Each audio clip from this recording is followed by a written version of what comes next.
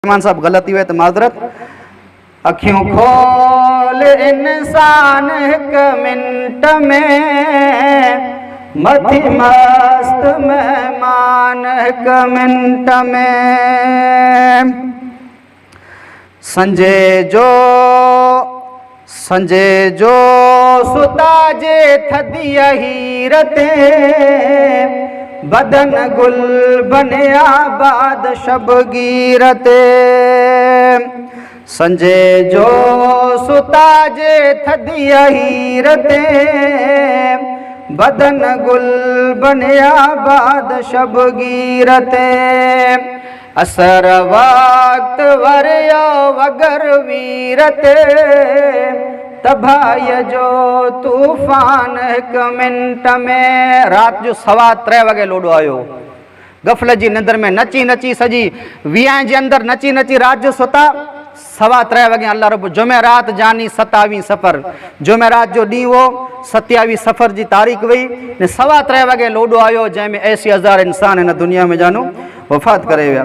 असर वक्त अखड़ियूं गरिया गैर में, त कोयटा अची वियो कंहिं कहर में। सदा शुगल शादियूं जंहिं शहर में, सुजे कूक उतकान एक मिनट में। संजे शहर में शुगल ऐं शादियूं, गुलन सामणियूं घोटन लागा दियूं।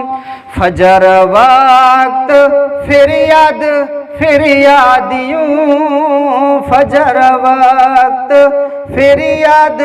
फिरियादियूं। खुशियों खेल खेमान एक मिनट में। सहर वक्त सबको मिठिया निंद में, सहर वक्त सबको मिठिया निंद में। त आयन अजल जी चिट्ठी निंद में, न कंहिं जी सूरत ॾिठी निंद में, न कंहिं जी सूरत ॾिठी निंद में।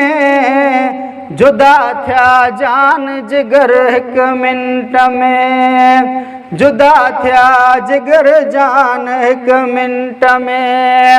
अखियों खोल इंसान एक मिनट में, मथी मस्त मेहमान एक मिनट में। अल्लाह जो कुरान चए थो जी, बस्ती वारा गांव वारा न ॻाल्हि खां बेखौफ़ ने बेपरवाह थी ने सुता पिया, जे रात जो अल्लाह जो अज़ाब उन्ही मथे अचे ने गफ़लत जी निंदर में सुता पिया।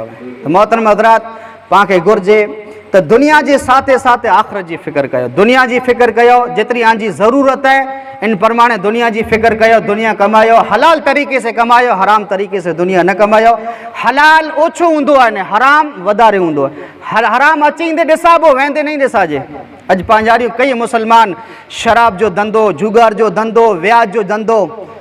मूं टाइम न आहे जो कॾहिं मिणी मथां आऊं साम्हूं तशरी कंदो हलां त हलाल कमायो, हलाल ज़रिया इख्तियार कयो, हराम करता बचो। मालदारी है तो खीर में पानी न मिलायो, ज़मज़म जो पानी मिलाईंदा त छदा पण आंजो खीर हराम जो है।